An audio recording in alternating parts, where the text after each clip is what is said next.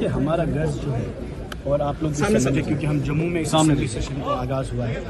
गर्ज ये है 13 जुलाई के जो शहीद थे, फिर से यौम शहादा कहते हैं। ये 100 साल पुरानी परंपरा है, रिवायत है। 70 साल में it was a gazetted holiday, it was a respected holiday, so to respect the sacrifices of the Muslims who were martyred on 13 July against what?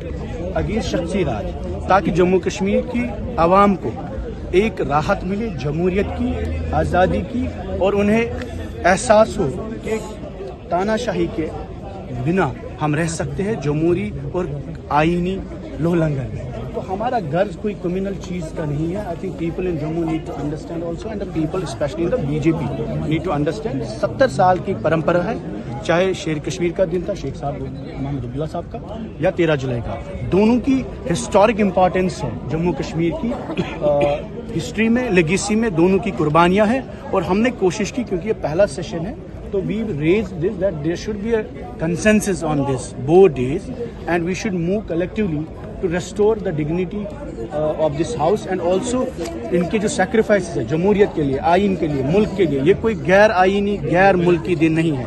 ये दोनों दिन जमहूरियत और जम्मू कश्मीर की एग्जिस्टेंस और यहाँ की डेमोक्रेसी को रेस्टोर करने के लिए है, और वही हमारा गर्ज है। मगर बीजेपी ने इसको लेकर